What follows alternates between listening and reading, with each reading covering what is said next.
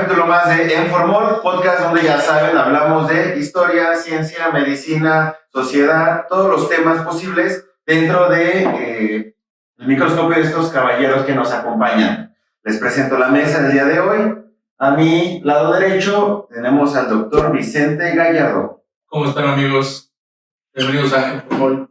Y de mi lado izquierdo tenemos al arqueólogo Nicolás Fuentes. Hola a todos. En los controles, al buen Andrés Pérez. Y bueno, yo, Manuel Serrano, que voy a modular esta mesa. El tema del día de hoy, como ya vieron en la descripción del video, es muy interesante. Es de hecho uno de los temas que principalmente se utiliza para uno de los conceptos en los cuales estamos basados, el cual es una salud. El tema es, como ya vieron, les decía, rabia. Rabia, ¿qué tiene de especial o qué es lo que nos gusta, qué es lo que nos atrae de ese tema? Que une muchas cosas, une medicina animal, medicina humana, une sociedad, une medio ambiente, une medicina inclusive en ecosistemas, une un poco o bastante más bien de historia, siendo de las primeras o la primera enfermedad descrita en la antigüedad. Entonces tenemos mucho de dónde platicar. En este caso, bueno, yo por mis tompiates voy a iniciar el tema porque es mi tema principal. Yo es algo que principalmente me dedico. Vamos a responder. Por favor, pregúntame. A ver, doctor, ¿qué es la rabia? Qué bueno que me lo preguntas. La rabia es una enfermedad viral. Aquí mucho ojo, siempre hacemos énfasis de qué tipo de enfermedad estamos hablando. En este caso es viral, no confundir con bacterias, hongos, etc. Es una enfermedad viral. Como decimos, más adelante vamos a hacer un capítulo específicamente hablando de virus que afecta al sistema nervioso central principalmente. Puede afectar a todos los mamíferos. Todos los mamíferos somos susceptibles a padecerla. Hay algunos que somos más susceptibles que otros, ¿ok? ¿Quiénes son los principales reservorios? Número 1, el perro. Número 2, el murciélago. Número 3, podemos poner el zorro, el zorrillo, inclusive algunos otros mamíferos pequeños, pero principalmente estos tres. ¿Por qué debemos saber esto? Porque son los principales transmisores de rabia al humano. El humano no es un reservorio principal, sin embargo, bueno, son las muertes que más lloramos, ¿no? Pero, doctor, ¿qué es un mamífero? Un mamífero, no es un mamón así como tú, güey. Es todos los animales que nacen directamente de la placenta, no necesitan huevo, etcétera, como por ejemplo primates, como por ejemplo perros, gatos. Ajá. Una vez alguna persona me llegó a preguntar, oye, me mordió una iguana ¿me puede transmitir la rabia? No puede porque no es un mamífero, es un reptil. Se puede contagiar otra cosa, pero no rabia. Sí, otra chingada, a lo mejor no ponemos algún tipo de COVID nuevo, pero rabia no. ¿Ok? Ok. En cuanto a rabia animal, la tenemos presente en muchas zonas. Tiene una distribución global. En todo el mundo tenemos presencia de rabia. Se habla que a lo mejor hay algunas excepciones, como por ejemplo Australia, pero en general está en todo el mundo. Nosotros en México tenemos una ventaja, tenemos algo de las pocas cosas de política que podemos nosotros presumir, es precisamente nuestro estatus contra rabia. Como bien saben, y seguramente alguien en la audiencia nos puede decir que sí ha visto por ahí un caso, pero la gran mayoría nos va a decir que no ha visto un caso de rabia, afortunadamente. Si han visto un caso de rabia, por favor, coméntenlo aquí, lo vamos a ir platicando, por favor, ya sea en el video o en nuestras redes, pero es interesante saber en dónde lo vieron, cómo lo vieron, qué fue lo que notaron, qué tenía el animal, que seguramente fue lo que vieron, pero afortunadamente ya no hay presencia, por lo menos en México. En otros países sí hay una presencia y presencia bastante importante, por ejemplo, en África y principalmente en algunos países de Asia. En Asia todavía hay muertes humanas bastante elevadas a causa de esta enfermedad. ¿Ok? ¿Tú qué podrías decirnos sobre la rabia humana? Bueno, pues como bien lo dices, es un virus que se dicen neurotrópicos. ¿Qué es un virus neurotrópico? Básicamente son virus que tienen predilección por afectar células del sistema nervioso central. Y efectivamente, la verdad es que es una de las enfermedades más antiguas que existen, si no la más, por lo menos, de las primeras descritas. Y efectivamente, al año todavía se mueren alrededor de 60,000 personas. O sea, todavía se tiene, el problema todavía sigue siendo un problema de salud pública por eso. Hay zonas efectivamente donde no hay rabia. Esto a nivel global. Esto es a nivel global, obviamente. Siguen habiendo, sí hay zonas donde prácticamente no hay rabia, sobre todo las transmitidas por gato y perro, que son los, como bien lo comentabas, los principales reservorios, digamos, urbanos o donde hay personas. Pero en la India también es otro de los países que más se afecta y sobre todo en el sureste de Asia, incluyendo China, pero por ejemplo Vietnam, Malasia, toda esa zona, ahí es donde todavía se mueren seres humanos. Es una enfermedad incurable, se sabe que es una enfermedad incurable. Una vez que llega al sistema nervioso central, es prácticamente 100% letal, es decir, todo el mundo se muere. Aunque sí han habido, y lo interesante es que sí han habido casos donde describen que tuvieron rabia paralítica y que probablemente quedaron con secuelas o algo, pero más o menos desde los años 20 a 2014 solamente se han descrito 14 casos. Entonces, ni siquiera se sabe si en los primeros casos realmente fue rabia o pudo haber sido alguna otra enfermedad, algún otro tipo de encefalitis. Sí, este tipo de casos tienen muchos sesgos que nos hacen dudar que en verdad haya sido rabia o que tengan una edad del 100%. Lo que sabemos es 100% seguro es que la mortalidad es del 100%.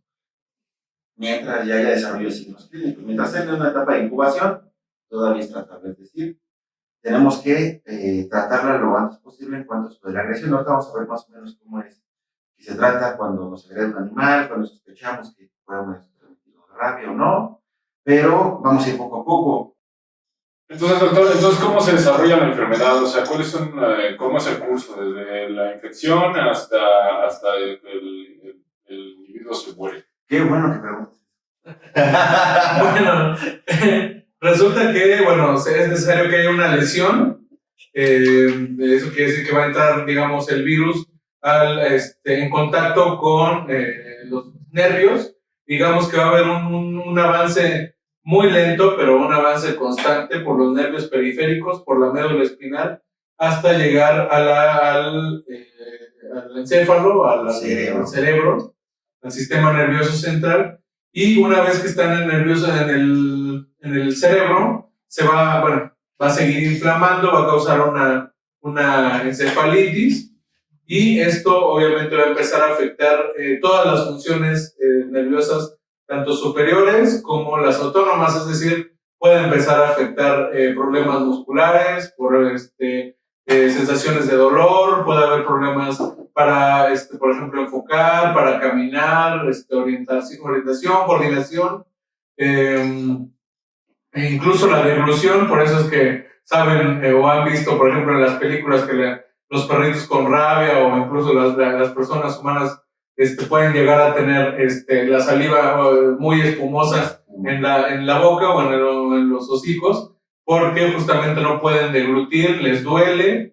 Y llega un momento en el que ya las funciones cerebrales, tanto superiores como digamos autónomas, la respiración, el latido cardíaco, etcétera, van a cesar y entonces es ahí cuando ya muere. Básicamente de aquí lo importante es, si ya empieza a tener síntomas neurológicos, prácticamente ya es letal la enfermedad. Puedes ir midiendo. Una pregunta, ¿cuáles son los síntomas previos a los neurológicos?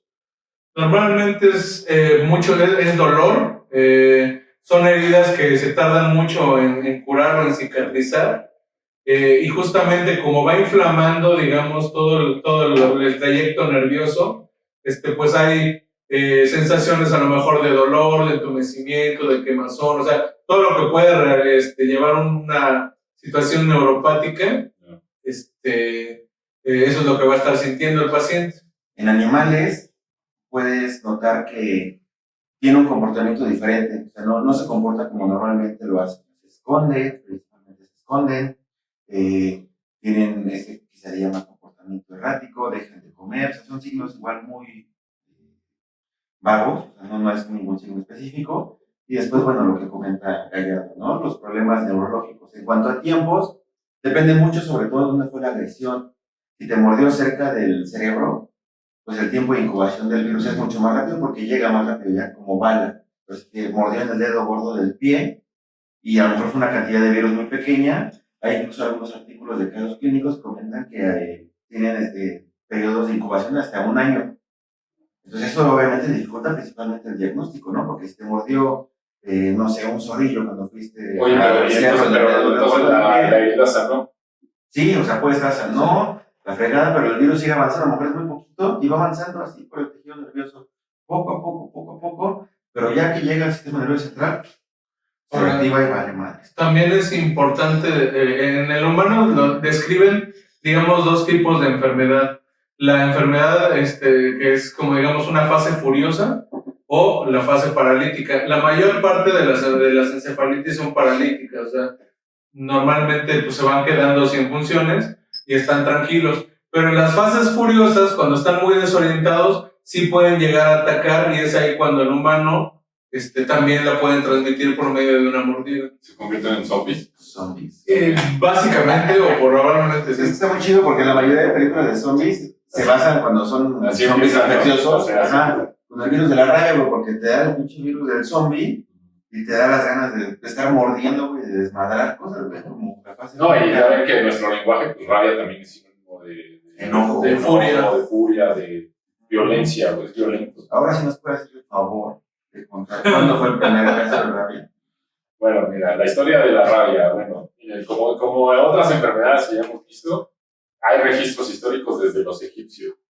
En este caso, podemos aquí, siempre ha habido como dos clasificaciones en la antigüedad para explicar las enfermedades.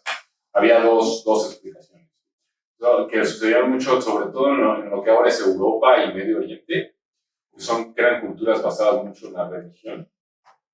Tenían una explicación así como espiritual o religiosa, que eran castigo de los dioses, era la furia de los dioses, eran posesiones demoníacas. Por pecadores. Ajá. Había otras culturas, por ejemplo las asiáticas, como la hindú, como los chinos, donde ellos explicaban el origen de las enfermedades como desequilibrios entre dos polos, como el famoso yin-yang, los chakras, ese tipo de cosas, ¿no? Como canales energéticos. Entonces, bueno, la rabia no se queda atrás. Ellos, por ejemplo, en Europa se creía que era ampliamente durante toda la antigüedad, estamos hablando de Egipto, Grecia, Roma, hasta el Renacimiento, todavía se tuvo la creencia de que esto estaba asociado a posesiones demoníacas. Es más, hasta en Edad Media había un santo que curaba la rabia. No mames. Había un santo encomendado para la rabia. Oye, es que tiene sentido, güey, como en el exorcista. O sea, ella tenía el pinche demonio adentro y se lo pasó a alguien más, güey. Pues sí fue transmisible, güey. A lo mejor mordía al pinche padre Carras, güey. Sí, Y valió como que en efecto, en la antigüedad no había el concepto de contagio, de transmisión. Pero yo creo que era lo más parecido, ¿no? Sí, no, de hecho, la importancia es el concepto de transmisión. No se sabía que se contagiaba como tal, pero se sabía que si había contacto o estaba uno cerca. Aunque yo lo vi que hay muchos textos, bueno, los primeros reportes que hay sobre la rabia, o sea, donde describen el cuadro clínico, son textos griegos, tardíos, ya la época tolemaica en Egipto, ¿no? Después de todo la época tolemaica es cuando la época de cuando estaba Cleopatra y Marco Antonio, de la ocupación romana de Egipto. Y entonces, después de la época helenística. Exacto. Entonces, ahí en Heródoto las describe, pero también un médico filósofo romano que se llamaba Demóstenes. Él hace descripciones de este cuadro clínico. ¿No es el de Don Gato? Sí, güey, ¿por qué no me tienes que decir, güey? También lo pensé, pero no lo dije, güey. Ya, perdón. Pero bueno, desde ahí también ya se tenía claro que el origen de la enfermedad en los humanos estaba directamente asociado a una herida causada por un animal infectado, ya fuera lobo, perro o zorros. No, los murciélagos, fíjate que no, yo creo que es por cuestiones geográficas. Ajá, de hecho, ahorita que hablemos de la ecología, es muy interesante porque los murciélagos vampiros son americanos, ni siquiera hay en Europa ni en Asia. Y bueno, desde la antigüedad, el único tratamiento que persistió hasta la aparición de la vacuna era la cauterización de las heridas. O sea, si a ti te atacaba un perro que se sospechaba estaba infectado, En chinga te quemaba. con un hierro así incandescente, órale. Te hacían, igual que con la sífilis, te hacían baños de mercurio, cataplasmas con plantas, y trataban de hacer, o sea, seguían el mismo principio que si tuviera que una mordedura de serpiente, porque ellos creían Como que era un veneno, ¿no? Exactamente, que entraba por la herida, había que sacarlo lo más pronto posible. Bueno, nunca hubo un tratamiento efectivo, ¿no? Lo mismo pasó en México, ¿no? En el México revolucionario, donde por el dicto presidencial se mandó a matar a todos los perros precisamente para controlar esos focos rábicos que había en la ciudad. Sí, y eso ya se sabe desde antes, o sea, hay registros del México pre-revolucionario también, o sea, de toda la época colonial, donde sí existieron brotes y epidemias de rabia, donde también se iban directamente a la fuente, ¿no? Así es. Bueno, y entonces bueno, yo estaba viendo desde que aparecen los registros de la enfermedad hasta el siglo XVIII, XIX, pues el único tratamiento efectivo era, como les decía, el cauterizar las heridas. Los españoles, estaba viendo ahí un tratado que se escribió en 1600 y tantos, donde la recomendación para tratar la rabia era rezar, güey. Ah, bueno, y no funcionó. No funcionó. Tú que eres panista, deberás creer en eso, ¿no? Si no le sirvió a Mozart, ¿por qué le tendría que haber votado? Ustedes que votaron por va por México. Güey, lo de cauterizar sí tiene cierto sentido. De hecho, hasta ahorita sigue siendo como un tipo de lineamiento. Te muere un animal silvestre, te lavas un lavado así fuerte, que va más o menos de la mano con este tratamiento de la herida con calor, para matar. Sí, como Rambo, güey, así. Ajá, güey, con un cuchillo de la chingada. Afortunadamente, güey, se han podido desarrollar las vacunas.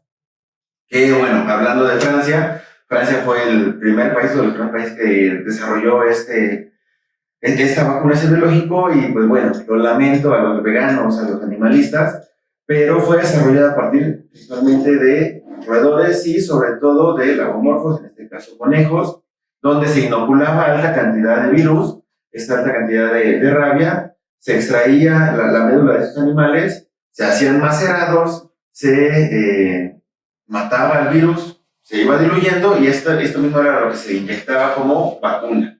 Sí, de hecho, está descrito justamente por Luis Pasteur, el famoso Luis Pasteur.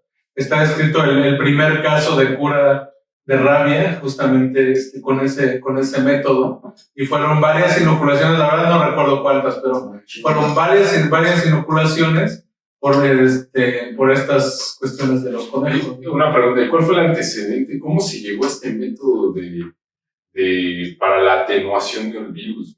O sea, ¿cómo se desarrolló esa técnica? Bueno, en esa época no se sabía lo que era un virus.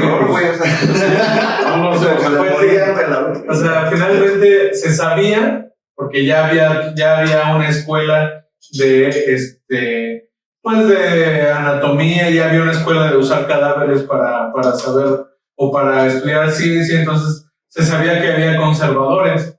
Entre ellos, pues, bueno, usaban varias sustancias. No voy a hablar directamente de formol, pero sí usaban de formaldehídos y otro tipo de cosas. O sea, era más bien así como conservadores. Bueno, ahora que me dicen, era más bien así como, tenía que ver más con, no sé, como con la perfumería y la boticaria que con la biotecnología. Tú sabías que, por ejemplo, con formaldehído, lo que pusieras en formaldehído se va a morir. Ajá. Entonces tú vas diluyendo poquito a poco. O sea, si le pongo tanto formaldehído, sé que la sustancia que está ahí está muerta. Pues fue un ensayo. Ajá, exacto. O sea, fue observación y después ensayo y error. Sí, como por ejemplo, eso está bien para otra plática, lo que estaba viendo. No sé si ya la vieron, está en Netflix. La película esta de la vida de Marie Curie. y cómo todo el procedimiento de cómo logró aislar el radio, me suena algo muy parecido. O sea, de donde en la historia llega y les traen carretas de tierra de un yacimiento. Y ella, así de toneladas de material, sacó 2 gramos de radio mediante depuración, y no, es increíble. O sea, debe haber sido un procedimiento parecido, ¿no? Sí, pues imaginémonos, por ejemplo, que, bueno, no hemos hablado directamente de esto, pero los roedores normalmente no tienen fase furiosa, normalmente es fase paralítica y mueren rápidamente. Entonces, pues esa fue una observación, o sea, directamente ver que el roedor sí se contagia, pero no se muere inmediatamente, pero tampoco la contagian, pues con ellos estaban experimentando. Y realmente fue ensayo y error. O sea, eso significaba que los roedores, por ejemplo, podían desarrollar mejor algún tipo de anticuerpo que ralentizaba la enfermedad. No, los roedores se mueren directamente, pero es por otro mecanismo. Igual, o sea, también es neurotrópico, pero afecta directamente médula y digamos que los roedores de repente dejan de respirar, o sea, se mueren. Por eso queda como rabia paralítica, ¿no? O sea, la encefalitis digamos que es diferente. No llega al sistema prefrontal y no llega a otro tipo de sistema. En roedores avanza por médula y cuando llega a los nervios que inervan la pared torácica, los paralizan. Entonces ya dejan de respirar, no pueden caminar, no se pueden mover y se mueren antes de llegar al sistema nervioso central, porque una vez que llega al cerebro, baja glándulas cerebrales y se vuelve infeccioso. Entonces ellos no se pueden volver infecciosos, se mueren rápido, sin embargo, bueno, los puedes inocular y la médula queda pues alta en cantidad de virus. Entonces sacas esa médula. Y todo eso fue así de observación. Todo es observación. De hecho, digo de una vez, y es importante que lo sepamos, si nos muerde una rata o nos muerde un ratón, es sumamente difícil, si no prácticamente improbable, que nos contagie la rabia. Es mucho más factible que nos contagie otro animal a ratones, ratas, hámsters, cuyos, etc. Entonces, como les decía, se desarrolló en Francia la vacuna. México manda un pequeño grupo conformado por un médico veterinario, un médico cirujano y un químico para observar y para aprender esta técnica del Instituto Jean Pasteur y traer, y como decía hace ratito Gallardo, traer consigo, de hecho, Pasteur les da la médula y dice, tomen, llévensela a México, se la traen y empiezan a desarrollar el método ya aquí en México. Y a partir de eso, a entonces, o sea, el desarrollo de la vacuna ha sido increíble.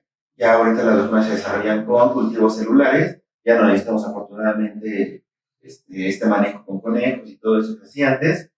Y bueno, tiene una mucho mejor eficacia y mucho menos dosis. Como ya sabemos, seguramente todas las abuelitas nos han dicho por ahí, es que si te muerde un perro aquí, te van a tocar 20 inyecciones en el ombligo o en la espalda porque te va a dar rabia, ¿no? Entonces, afortunadamente eso ya pasó, es un mito. Llegó a pasar alguna vez, pero ahorita ya el desarrollo de esta vacuna nos permite que solamente sean 4 dosis cuando un animal es sospechoso de rabia, ¿no? Todas las agresiones ameritan un tratamiento, las que sí son los de fauna silvestre, como les decimos hace rato, murciélagos, zorros, zorrillos, tlacuaches, todo este tipo de mamíferos silvestres, sí es acreedor, pero ya perros y gatos ya es un poquito difícil, principalmente en México, ¿no? Así es. Sí, o sea, se avanzó muchísimo, o sea, en los últimos casos, si mal no recuerdo, corrígame si me equivoco, el último caso de rabia o de un foco rábico, que básicamente era un mamífero dentro de una zona urbana, que fue un cachorrito, fue aquí en México por el 92, ¿no? 92. En la Ciudad de México fue en el 2011. 2011. El último caso de rabia canina. Pero más de rabia humana fue en el 98, 3 casos. 3 casos de rabia canina y a partir de ahí para acá no ha habido rabia humana transmitida por perro en la Ciudad de México. Perro y gato. Sin embargo, sí es importante que sepamos que sí hay circulación silvestre prácticamente en todo el mundo, excepto en la Antártida, obviamente. Y, y justamente se enfocan se enfocan en perros y gatos porque son los animales domésticos o son los animales que más están en las urbes y que pueden afectar al ser humano. Sin embargo, todos los demás mamíferos pueden ser, o sea, para la gente que nos escucha, por ejemplo, en otros estados, que tengan cercanía con zorrillos, con zorros, con mapaches, con tejones, todos esos animales pueden transmitirlo y pues sí, o sea, definitivamente sí han habido casos todavía, incluso este año, o el año pasado, ¿no? Todavía hubo muertes por rabia, pero de transmisión por fauna silvestre. Y también hay presencia en animales de interés económico o ganado, y en ellos se le conoce la enfermedad como de Riengue o rabia paralítica, que afecta principalmente al ganado bovino, principalmente transmitida la enfermedad por murciélagos hematófagos, es decir, que se alimentan de sangre, ya que lo transmite. ¿Y dónde está el riesgo?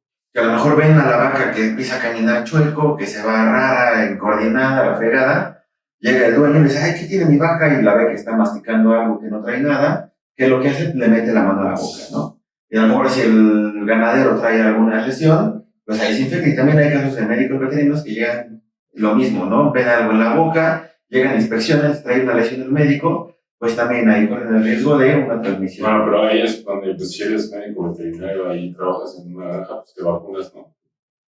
En teoría sí, sería lo ideal, que todos los médicos estuviéramos vacunados.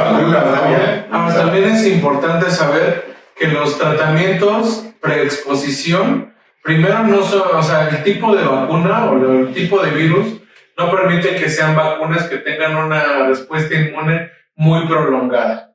Entonces, normalmente se vacuna al personal que tiene o mucho contacto con este tipo de animales o con experimentación y tiene que estarse tomando exámenes de sangre para saber si todavía está, entre comillas, protegido. Y digo entre comillas porque también depende de la gravedad de las lesiones.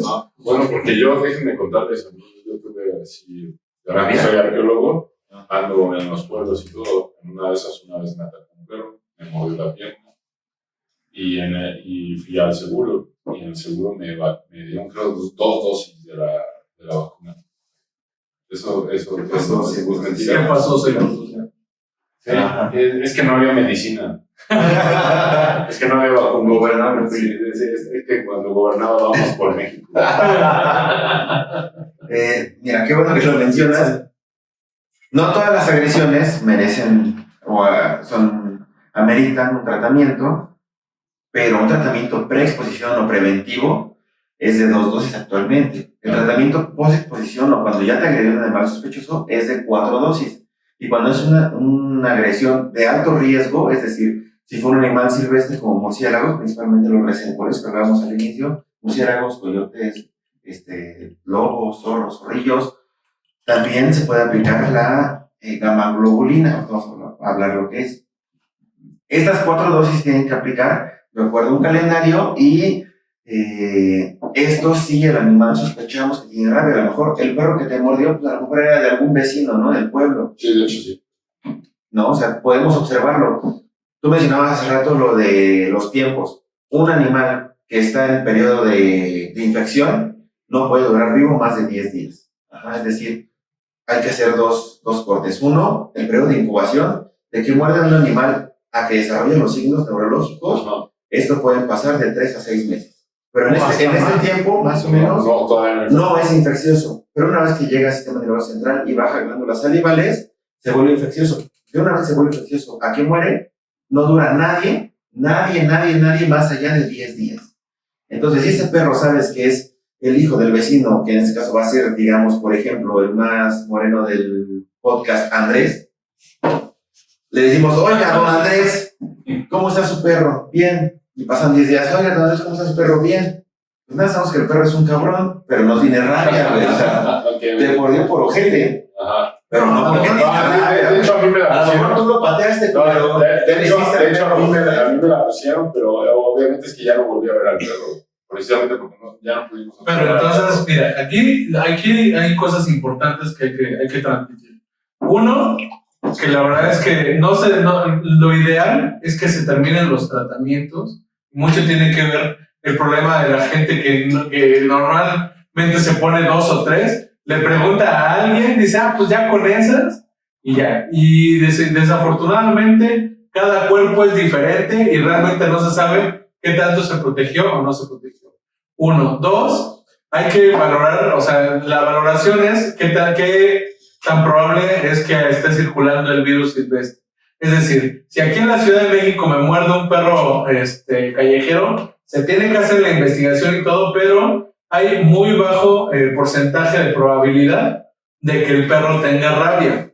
Pero si me muerden en Querétaro, o me muerden en Veracruz, o me mueren en Chiapas, es importante, 1, que se haga la investigación, aunque sea difícil encontrar al animal, y 2, que se terminen los tratamientos. Normalmente los perros o los gatos, bueno, los perros que tienen rabia y que tienen encefalitis son erráticos.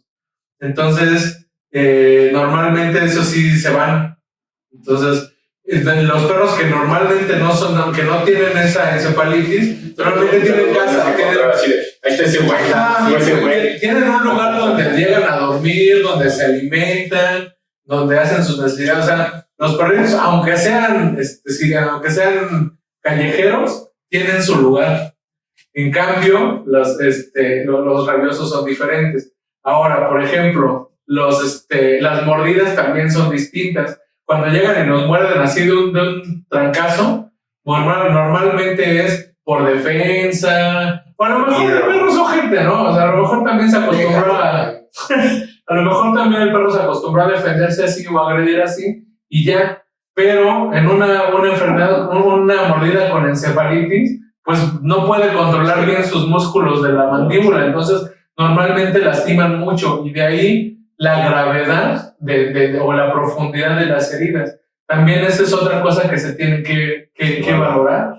Ya, o sea, realmente hay muchos mitos y es penoso, pero hay muchos mitos que incluso médicos ya establecidos con mucho tiempo y algo, aún así dudan, ¿no? Aún así siguen indicando tratamientos por exposición por roedores, aún así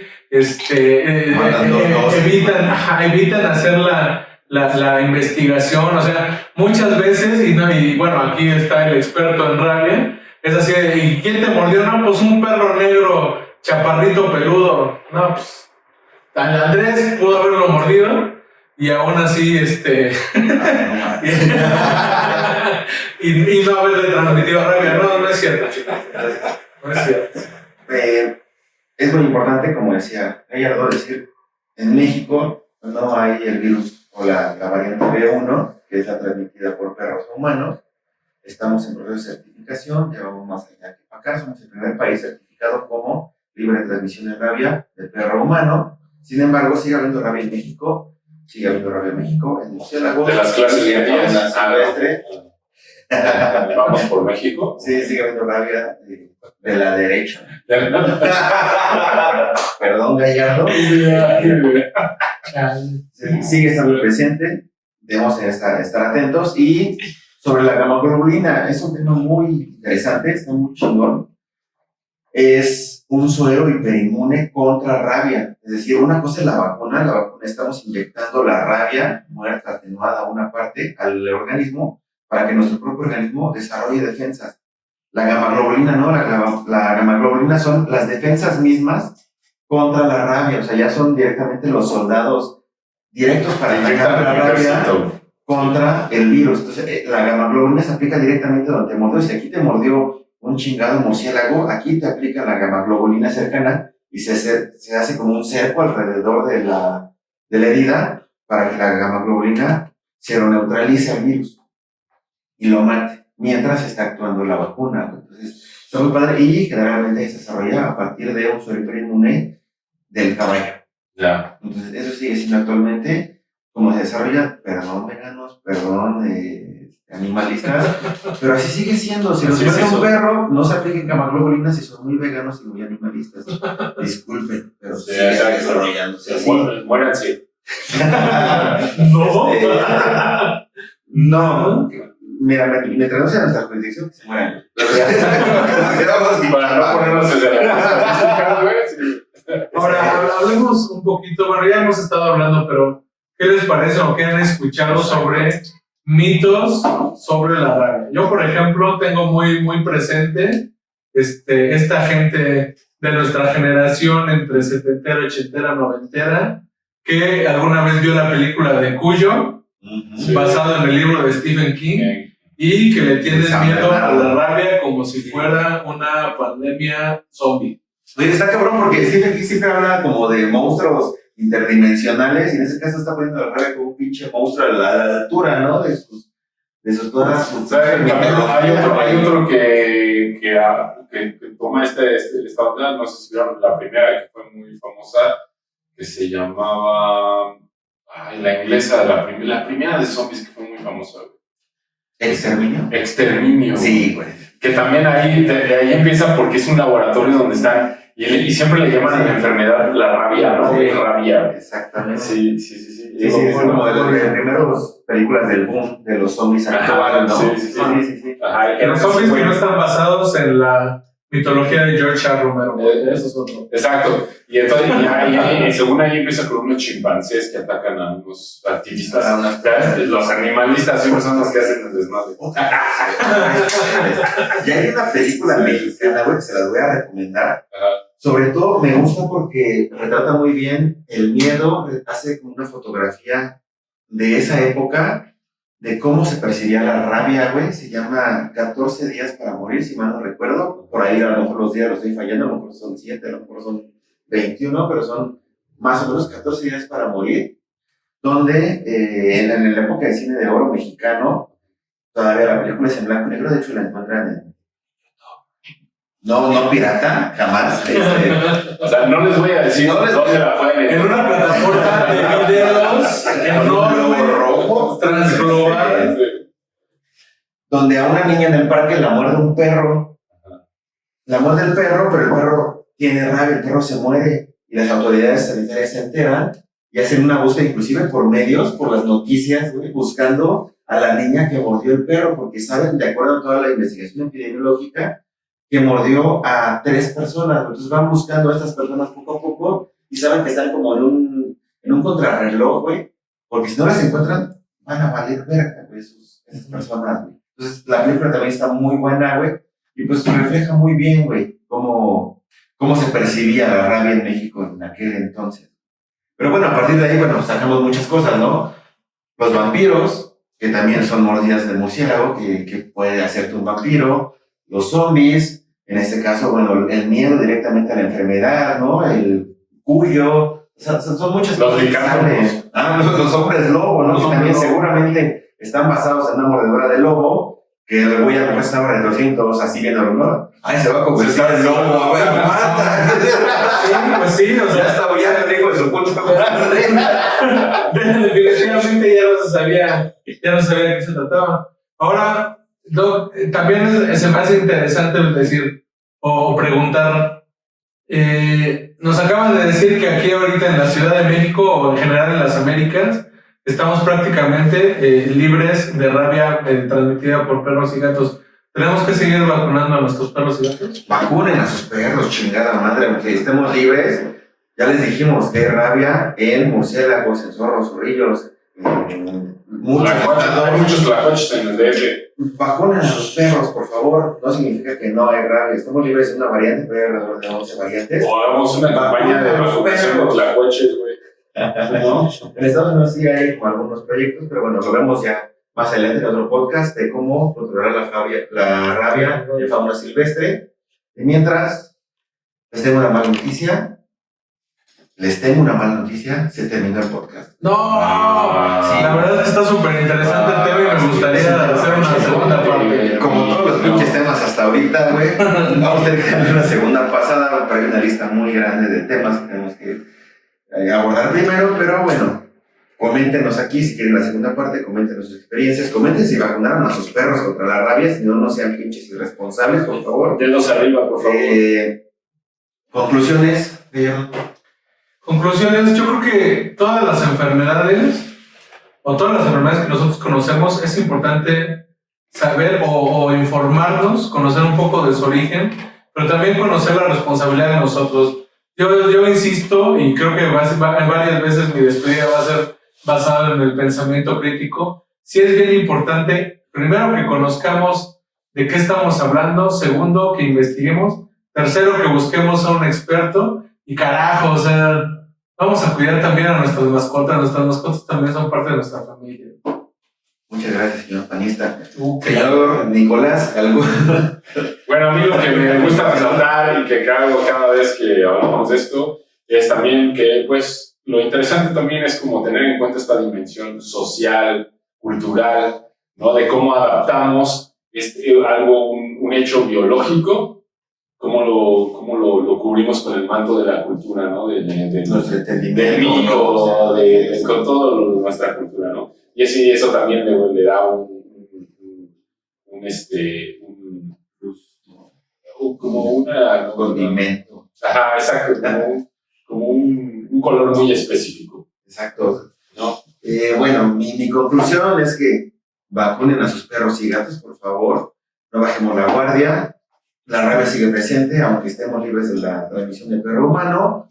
Vacunemos a perros y gatos. Si los muerde un animal silvestre, lávense de forma fuerte, digamos, a chorro directo, con cualquier jabón, y acudan directamente al centro de salud de manera inmediata. Es importante saber que la rabia, si se trata a tiempo, se puede curar. En México sigue habiendo muertes por rabia. El año pasado hubo muertes por rabia transmitida por fauna silvestre. Por favor, no nos confiemos. Difundamos este mensaje, vacunen a sus perros y los perros de animales silvestres, lavémonos bien la herida y acudamos al centro de salud. Por nuestra parte, es todo por el día de hoy. Nos vemos la otra semana con el siguiente tema. Les agradecemos. Suscríbanse, amigos, si les gusta. Denle like al video, denle like a nuestras páginas, síganos en nuestras redes, en Facebook. Coméntenos qué temas quieren que toquemos, coméntenos sus dudas. Síganos directamente a nosotros. También les pasamos nuestros teléfonos a quien quiera. Sí, o si algo específico del tema les interesó, por favor, sí es bien importante que hagamos divulgación científica, pero pues que todo lo horizontalicemos, ¿no? La ciencia es para todos, el aprendizaje es para todos, y hay que informarnos, amigos, hay que informarnos. Esto fue Informol. Nos vemos. Nos vemos. Bye.